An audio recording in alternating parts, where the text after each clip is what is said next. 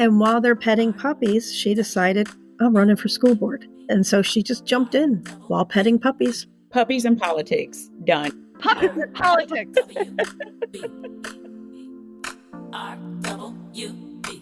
We came to make a change. Hi, everyone. Thanks for joining us. I'm LaFonda Cousin, a part-time yoga instructor, self-care advocate, and the chief people officer here at Red Wine and Blue. I'm Katie Paris, and I'm the founder of Red Wine and Blue.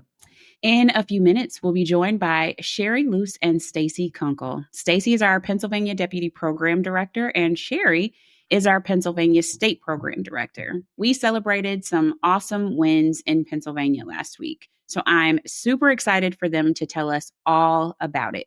How are you doing, Katie? How have you been resting and celebrating? We had like a lot of wins last week. How's it been going? I just still feel so relieved. And I was working really hard locally on our school levy. There was really a chance we were going to face some huge cuts in my children's schools. Mm-hmm. And I worked really hard with members of the Red, White, and Blue community and moms and dads throughout this district, grandparents too, who don't have kids in the school district anymore, but know the value of our schools. And it just felt amazing to have everyone come together. And of course, there's no polling. There's no polling in these races, like we might have known that Abigail Spanberger was ahead in her race for governor, but we have no idea what's going on in these local school board races and levies. And it felt, we won almost 67%. Yeah. And, I really put myself out there maybe more than ever on a local race, tapping my own network. My husband and I hosted a Red Wine and Blue event here at my home that we had about 40 or 50 people at, doing our relational organizing thing. Yes. And so, of course, I was texting everyone in the lead up to the election, making sure they were not only voting, but talking to all their people, doing the thing. And I'll share with you, here's one of my mom friend text chains. Look at all the hearts. Look at the heart emojis on these, one of them wrote, I don't know how many moms are on this one, but she wrote, Katie, I hope you're feeling good after some pretty decisive and historic wins, not just here, but across the country yesterday. Thank you for leading on behalf of all of us. That is so nice. Yes. But that means so much more, coming from one of my mom friends than I don't know. Yeah. Anyone else, because it's about our kids and our community. It's just so dang personal. Mm-hmm. So how about you? How's it feeling down there in Texas? It feels good to see the wins everywhere else. We had a lot of, we did vote last week and we had a lot of propositions, changes to our Constitution, and it did not feel as good because they all passed and some of them should not have because they were unnecessary. We know that it's intentionally confusing language. So people go into the booth, they read the language, they're not sure what it means, and, they're putting things into writing that are unnecessary to include in the Constitution because it's already there. So I was happy to see the wins other places like Pennsylvania and in Mississippi and in New York. And Virginia and California and Ohio and Michigan. We could go on and on and on. Yeah. We talk about how I don't experience FOMO, but I did have a little bit of political FOMO last week. What has been your observations of our team in experiencing such a good night in so many places? Everyone has been so wound up, working so hard. Yeah. And now to get, let's be honest, pretty much a better result than any of us predicted. Mm-hmm. I'm really curious your perspective, coming from a place of wanting to keep everybody, kind of in tune and okay, grounded, how are we doing at that? I think you're doing great. I think we're doing great. I think that it was fun. It was fun to see people have a good time on election night. It was fun to see people say, not always, LaFonda. Do you remember? No, that's what I'm saying. It was a very different situation. November 2024 than November 2025. It was good to see people saying, they got to go to bed early. It was good to see people celebrating the wins. It was good to see people, crying for a very different reason. I think people are feeling the effects of some wins. And I think from a self-care perspective, it feels like just what you need to take the next step forward.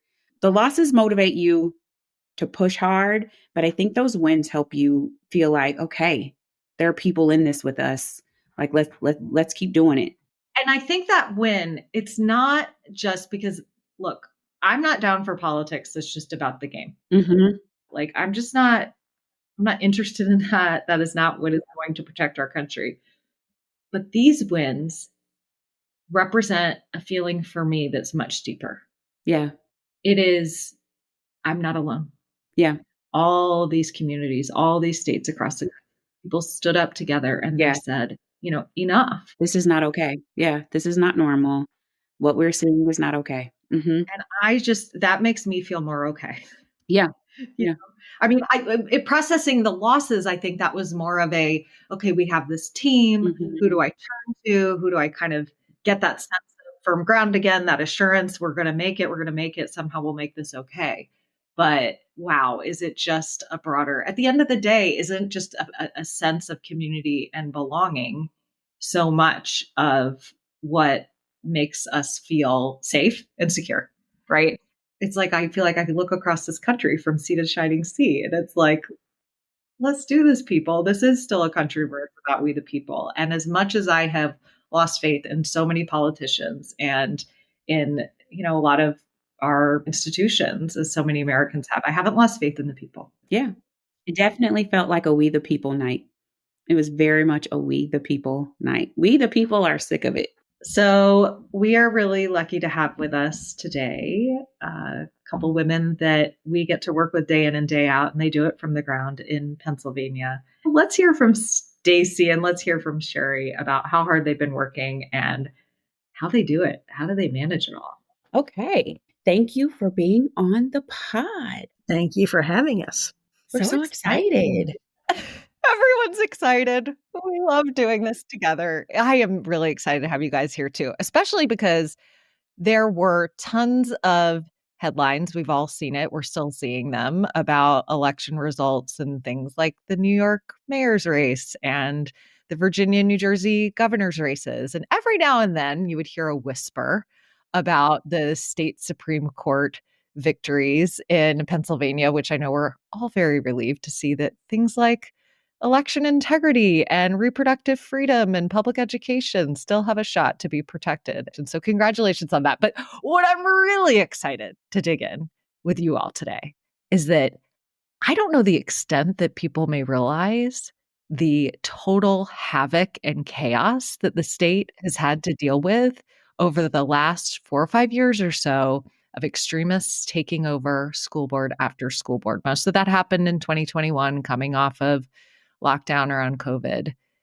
But you all have been working so hard on the ground, and I am so excited about these local elections in Pennsylvania, and you guys know so much about them. So first of all, are you tired of winning yet, Sherry and Stacy? Hell no. Nope. I knew it. We would like to ride that victory train all the way through the midterms into 2028. Is it just making you lose your shit a little bit less every morning that you wake up since last Tuesday? A friend of mine texted me right before the election and said, thinking of you and knowing that soon you'll have some downtime and can relax. Ha. And I sent back, ha, ha, ha, ha, ha. And yes, I slept well on Tuesday night. Wednesday morning, I woke up digging into the numbers, slept well. Thursday, I woke up thinking, oh my God, what are we doing for 2026? How do we keep this going? Welcome to Pennsylvania, the swingiest of the swing states, right? It always makes me feel like I'm going to lose my shit a little bit less every time I hear stories of amazing women in the red, wine, and blue community on the ground who you all empower through the team, just doing amazing things.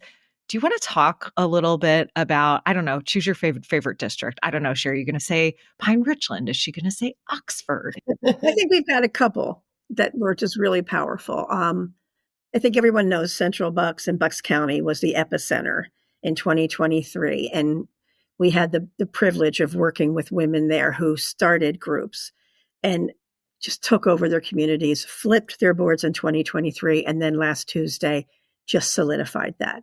Extremism is off the table there completely. Yeah, no, I really think we saw that in a resounding way across the state. I think people are tired of the culture wars, and they're tired of the right-wing talking points. And in my community where we saw wins, we saw them because the candidates didn't use that kind of messaging. They talked about the real issues. And a lot of communities in Pennsylvania have schools that are falling apart, that are filled with mold, and they focused on infrastructure and taxes and real education, as in scores and what needed to be done. I think we're done. Let's hope we're done talking about the nonsense issues. What we saw is out in deep red Chester County, Oxford. It's a rural community, and they have been fighting extremism for a while, including in 2021. A woman was elected to the board without people realizing she's married to a convicted pedophile. On top of that, at her first board meeting, she demanded that the Hispanic kids, those kids, they shouldn't be educated in the district. And they're explaining to her, the law says they have to be. They have a right to be here. Well, then I want those kids' scores removed from they're bringing down the scores in our district. There were like petitions to have her removed from the board, but it doesn't work that way. And she wouldn't step down. Well, a group of a couple of parents got together and said, why is our school board not live streaming the board meetings? You're banning books. You're harming LGBTQ kids.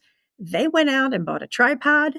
They bought backup batteries, and they started streaming those school board meetings from their own iPhones through their Facebook accounts. And when you would click on it, there'd be more than 1,000 people watching them streaming this school board meeting. I love that. I mean, it was amazing. Tuesday night, they got 5 seats. They now control that board with really good non-extremist candidates. They did it by working in the community. We supported their efforts through our rally impact teams, where we connected with all of our members there, and we taught them about friend-to-friend organizing and why they needed to be talking to everyone they knew in that school district and explaining the cost of extremism, what's happening, why are these school board meetings month after month focused on banning books and other stuff, while, as Stacy said, the infrastructure is being ignored, the budget's being ignored. And the numbers were massive. I mean, the numbers were massive. We all went to bed on Tuesday night already knowing the numbers and knowing there were not enough provisional ballots to overturn their victories. They did it. They did it.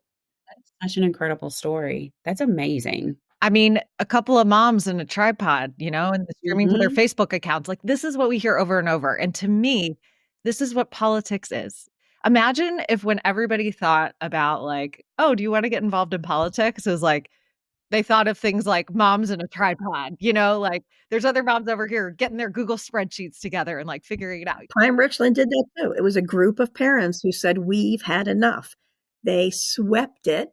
And 2 years ago, they had a seat win by 7 votes. On Tuesday night, they won seats by 1,000. We have got to amplify every single one of these examples.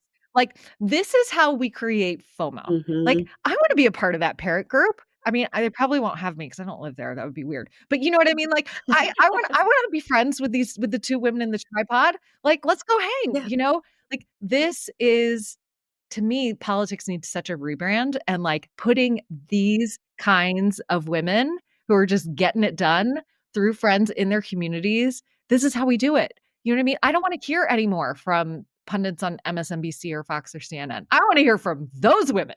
This is the kind of hope that builds movements, right? Like, you think about like the Barack Obama movement and the Zoran Mandani movement. Like, these are the kinds of stories that swell and build the kind of hope that people want to be a part of, that change how we look at things, that change how people get involved, that actually change the outcomes of politics. That's what people want to be a part of. People don't want to be a part of the culture wars. People don't want to be a part of the arguments. People don't want to be a part of CNN versus Fox. People don't want to be a part of the division. They want to be a part of something that builds hope and brings people together and lets people know that we can do what is best for everyone. We just have to find the thing that moves us along to get people want to be a part of a story. I want to be a part of a story like that. Same. LaFonda and I are both going to land in Western PA and show up at that parents' meeting just for a good hang.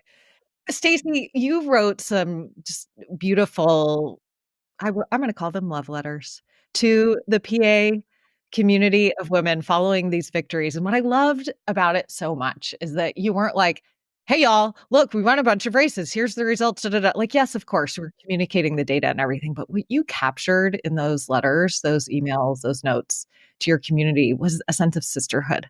Can you talk about what the work feels like?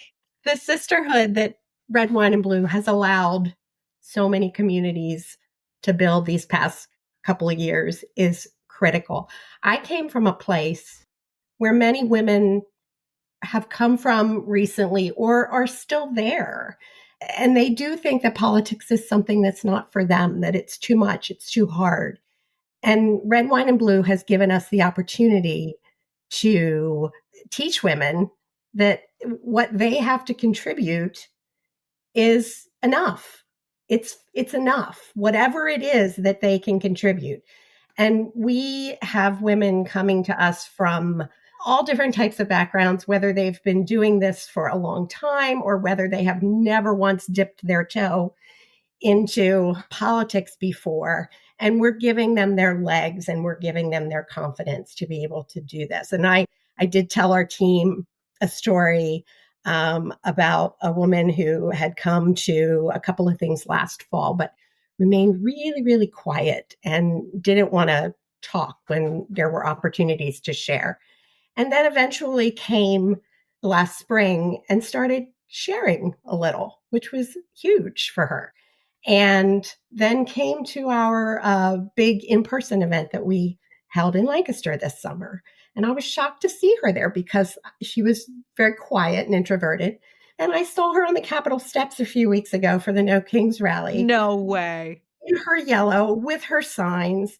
And she said to me, all my friends called me to see which protest I was going to because I'm the person they call now to get the information on the latest thing that's happening in our communities. And I was so proud of her and so proud that I had just a tiny part in that growth that she had. So that's what we do.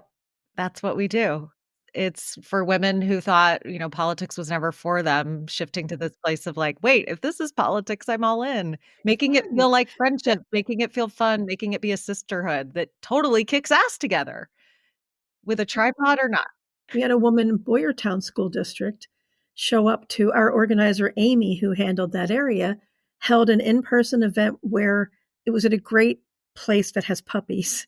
And so it was come and learn about politics and then pet puppies. And while they're petting puppies, she decided, I'm running for school board. Because of what she felt at that meeting, she just won. Wait a minute. This is like new rule. New rule, all Red, Wine, and Blue events from now hereforth. Need puppies. Need puppies. It is a proclamation by me. Puppies and politics. Done. Puppies and politics. No. I mean, if you're not tired of winning and you want to win some more, like puppies and politics is the path. Well, that district won 2 seats 2 years ago. And then this year, she threw her hat in the ring and won along with one more Democrat. So they're now a 5-4. Whereas a few years ago, they were completely on the other side. And so she just jumped in while petting puppies. Who can we partner with to bring puppies to every single event? Like, I'm not just saying it because it sounds nice and I would like to pet the puppies. It is, Mm-hmm. I want more winning. And I think the puppies are really key to it, But this is the whole point. I mean, we created this podcast to explore, could there be a way to engage in politics where we take care of ourselves in the process and we don't just, it's hard work and get to the end of an election. And like you all said, we wake up the next day and we're digging into the data and the work continues. But if you're doing it as part of a sisterhood, boy, does that make a difference. I know it does for me. I mean, that feels like the perfect balance right there. We talk about activism and self-care and what that balance is. That's what this podcast is about. And we sometimes talk about them separately, right? Like, how are you doing the activism and the self-care? And then what does that look like on both sides? But like puppies and politics sounds like you're doing both at the same time. And I'm here for that. These kinds of events to me feel like the perfect blend of those things. And then they actually get results. And some of these things that Stacy and Sherry are talking about are like, we've been talking about planting seeds. I know y'all are sick of me because I've been gardening this year, y'all. And so we are talking about planting seeds because I can't, I have my hyperfixation. I can't let some things go. But like year over year, you're getting closer and closer to the result. And it sounds like that's what's happening in your communities. And I love to hear that that's happening. I am curious to know because, Sherry and I are a little bit different. Sherry is my favorite self-care resistor. I view self-care differently. Let's put it that way. I'm like, yeah, kumbaya's not going to cut it with me. I mean, amen to that. I'm there oftentimes too, Sherry. We're all on a spectrum here, and we're all working. Sherry views self-care a little bit differently. Sherry, how are you celebrating and using your vision of self-care in this moment to like balance keeping yourself mentally sane and also keep pushing? Because you're waking up, you're looking at the data, but also is that also feeding your soul? You're not burning out. I would say a couple things. Number one, the Barbie movie from a few years ago, one of my favorite lines is when someone congratulated her and she said, "Thank you. I worked hard for that." And that was something important this year that in the past, when someone said, "Oh, wow, that was amazing. You did a great job." He'd be like, "Oh, well, no, because, and I didn't take my flowers. This year I said, "Thank you. My team and I worked really hard for this." I love that. And we got it. So that helped. The other part is like talking about planting seeds. I gardened this year too, had my one amazing tomato plant that created a bountiful harvest of grape tomatoes. To where next year I might plant two. But the seeds from this election, I called Stacy and said, "Hey, we are seeing victories across Pennsylvania in some of the reddest areas that we never thought possible, beyond our courts, beyond our school districts. We saw a Black woman elected to mayor of Johnstown. We saw just some of the craziest results coming, flipping sheriffs. We have an engaged populace right now." And so I went out and looked and found out that in 2023, because we reelect our entire Pennsylvania House every 2 years, 43 Republican seats won because they were uncontested. So Stacy and I are digging in. We're looking at the counties where they are. We're looking to engage our membership there. We're looking to see what amazing races happened in these rural areas that maybe flew under the radar. And we are going to remind people we need to find candidates. Nobody should have a race where they don't have a choice. And so Potter County, we have a wonderful Trouble Nation group in Potter County. Our Trouble Nation leader contacted us to say, "Oh my gosh, guys, you're not going to believe this. For the first time in 40 years, when people in Potter County vote, they will have a choice for every race on their ballot." So we're going to see what we can do with other coalition groups and all to find people to run in these 43 seats. No one should win without a contest. I mean, I think if you have an event and bring puppies, like that will be very find a puppy, Puppies for candidates. pet a puppy, find your sisterhood, change the world. What do you guys think? I'm in. I feel like we just need to build this out. That's what I'm feeling in my spirit. All right. How about you, Stacy? Sherry and I are kind of like-minded in our self-care routine. But I do enjoy, when I'm able to tune out, I enjoy reading and curling up with a book more than about anything. Now, sometimes what I read isn't the most relaxing, so I need to get better at sometimes choosing, different books.